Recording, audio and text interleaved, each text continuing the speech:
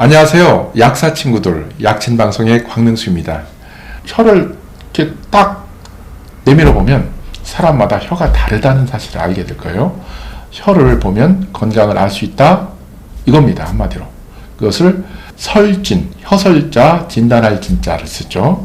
근데 혀만 보면 건강을 알 수가 있으니까. 오우, 정말 심하죠. 혀 색깔이 빨갛기도 하고 빨간 그 점들이 많은데 이것은 과면역이고요. 그리고 설태가 너무 짙죠. 이런 것도 이렇게 되면 냄새가 심하게 되죠. 그죠? 냄새가 심하게 되니까 점액도 부족하고 그리고 유산균 밸런스도 깨져 있다. 유익균이 유의를 점하고 있는 게 아니고 유해균이 점하고 있다. 그래서 입냄새가 심할 수 있겠죠. 그리고 이렇게 생각하시면 됩니다. 가끔은 혀가 매끈하게 마치 코팅된 것처럼 보이는데 이것도 비타민 B군의 부족이라고 되어 있습니다. 그렇기 때문에 우리가 애가 마른다, 애가 터진다, 그죠? 이 애라는 것은 창자를 말하는 거죠. 창자. 그렇기 때문에 입술이 마른 사람들은 애가 말라 있다라고 생각을 하시면 되겠습니다. 입술이 말라 있다. 입술도 피부가 아니고 점막이거든요. 점막이 뒤집어져서 나온 거잖아요. 입시울이. 그렇기 때문에 입술을 보면 건강을 알 수 있습니다. 우리가 옛날에 단장의 미아리 고개, 그죠? 끈을 딴 창자장, 속이 상하니까 창자가 끊어질 정도로 그런 거죠. 환장한다, 그죠? 이런 것들 다 거기에 해당되는 겁니다. 애가 탄다, 애가 마른다. 그러면 이런 것은 스트레스와 장점액의 관계를 극명하게 보여주는 거죠. 스트레스 받으면 소화기가 기능을 떨어뜨리죠. 그죠? 그렇기 때문에 입술 잘 보시기 바라고요. 옆에는 혀가 굉장히 많이 갈라져 있습니다. 갈라져 있다. 어떻게 된다? 땅 속으로 들어가고 싶은 심령이다. 너무 과로하고 있다. 젊은 사람일지라도 너무 과로하는 것입니다. 그죠? 혀가 갈라져 있다. 나는 증상을 모르겠어. 이런 사람도 체감 증상이 없을 뿐이지 증상이 없다고 해서 병은 없는 건 아닙니다. 되게 병이 오면 아니면 군대가 다른 적군이 쳐들어오면 이쪽에서 대응을 하죠. 난리 법석을 떨죠. 난리 법석을 떤다는 것은 쟤들 때문에 그 쳐들어온 것을 지키겠다. 그죠? 그래서 야단 법석을 떠는 겁니다. 그런데 그냥 가만히 있다. 적군이 쳐들어와도 그러면 이게 병이 되는 거죠. 암이 그렇죠. 암은 그 바이러스나 균이 들어와도 이것을 내쳐내지 않고 그냥 용인을 한다. 허용을 한다. 이게 암입니다. 그렇기 때문에 암 환자가 오히려 증상이 없을 수가 있고요. 그리고 내가 몸이 안 좋다고 하는데 증상이 없다. 이런 것들은 면역계가 약간 비정상적이라고 볼 수가 있습니다. 그렇다고 해서 너무 호들갑을 떤다. 꽃가루에 호들갑을 떨고 뭔가 이상한 걸 먹어도 호들갑을 떤다. 이것은 과면역 상태가 되는 거죠. 과면역 상태. 이것도 안 좋고요. 중간이 좋습니다. 중간. 그렇기 때문에 우리가 이런 과면역 상태라든지 이런 문제가 시작되면 장누수 증후군을 의심해 봐야 됩니다. 장누수 증후군. 그렇기 때문에 우리가 섬유질 많이 잘 드시고요. 그리고 유익균, 유산균 열심히 프로바이오틱스라고 하죠. 유산균 열심히 드셔야 됩니다. 그게 면역의 균형을 잡아주는 포인트입니다. 자, 여기 보시면 여러 가지 사진들이 있는데요. 혀 양쪽에 울룩불룩 이게 치아에 씹힌 자국 있죠.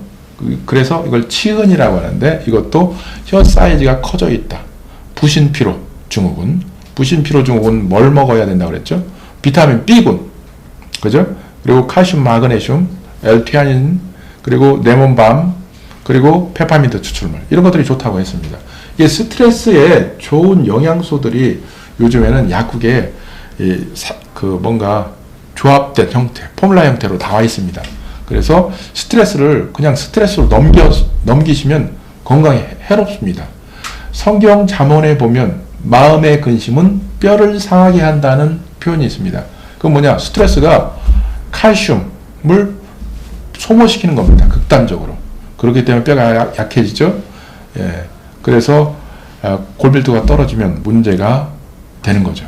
그렇기 때문에 스트레스에 좋은 영양소가, 조합된 영양소가 있기 때문에 여러분들은 그런 것들을 열심히 찾아서 상담을 해서 드시면 좋겠습니다.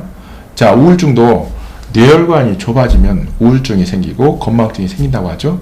치매의 대부분은 혈관성 치매입니다. 혈액순환이 안 돼서. 그럼 우리가 예방할 수 있겠죠? 예방해야 됩니다. 좋은 거 드시고 운동하고 그리고 좋은 사람들하고 만나는 거 굉장히 중요합니다. 그리고 두 번째 사진을 보면 빨간 점들이 오돌도돌 많이 있습니다. 이게 무슨 상태? 과면역 상태. 과하다. 과면 상태. 그러면 이때는 알레르기가 오겠죠. 알레르기라는 것은 주로 대장에 구멍이라고 하죠. 갭이 생겨서 천공은 아니고요. 독소가 들어오는 필터링 작용을 못한다. 한마디로 들어와서 있다 보면 이게 수시장 세포에서 인지를 하죠. 그래서 이것이 큰일이다. 그래서 비만세포, 메소셀에서 히스타민을 막 터뜨리죠. 그때 뭐가 생깁니까? 두드러기. 그때 비염, 천식, 아토피가 생깁니다. 아토피. 그래서 우리는 아토피를 자꾸 피부에 자꾸 스테로이드 연고를 바르거나 뭔가 문제가 자꾸 생기는 단방적으로 생각하지 마시고 바쁠 때는 병원에 가서 처방약 먹고 발라야 됩니다. 하지만 계속적으로 반복이 되기 때문에 우리가 장누수를 없애줘야겠죠. 장누수를 없애주고 그리고 간과 신장, 소화기의 배출 능력, 해독 능력을 좋게 하셔야 어떻게 됩니까?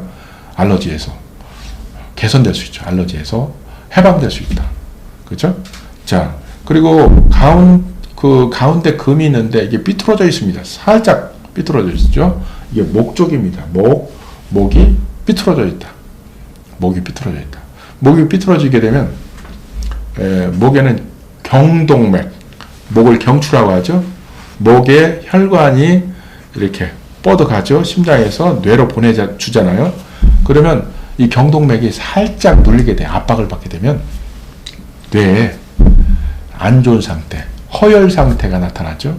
그러면 머리가 아플 수가 있고 그리고 사고력이 떨어질 수가 있고 그리고 기억력이 떨어질 수가 있고 시력에 문제를 줄 수가 있습니다. 여러 가지로. 그렇기 때문에 목이 바른 상태, 마사지 굉장히 중요합니다. 스트레칭 굉장히 중요하고요.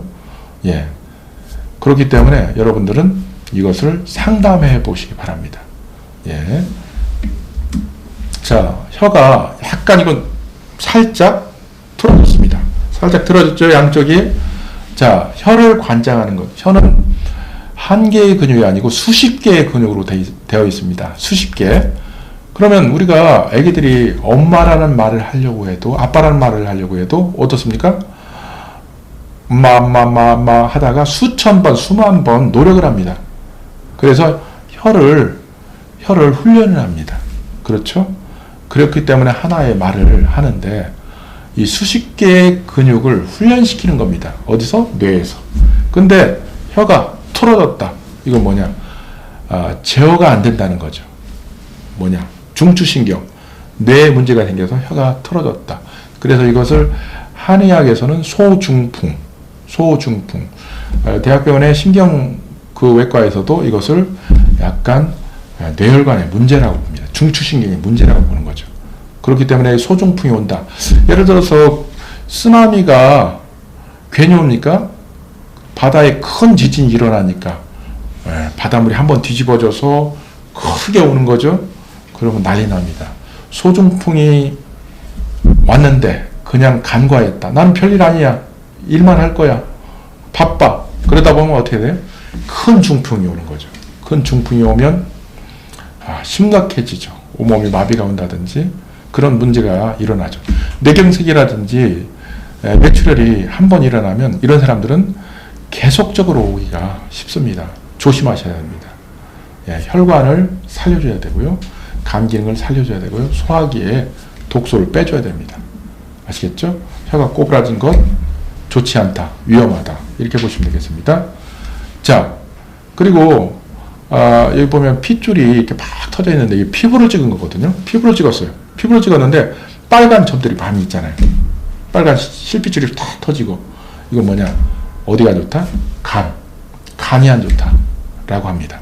양방이나 한방에서도 무조건 간이 안 좋다고 하죠. 그러다 이게 핏줄이 적혈구가 신선했을 때는 이게 빨갛게 보이는데 나중에 피가 탁해지면 검어지죠. 검은 점들, 목 주위가 자꾸 빨갰다가 이렇게 검어진다. 이것은 간이 좋지 않다.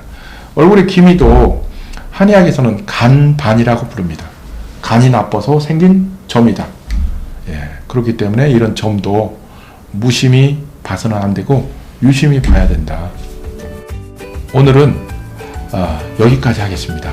여러분 계속 구독과 좋아요 눌러주시고요. 약은 동네 약국에서 약사 친구들에게 꼭 물어보세요. 이상 광명수였습니다. 감사합니다.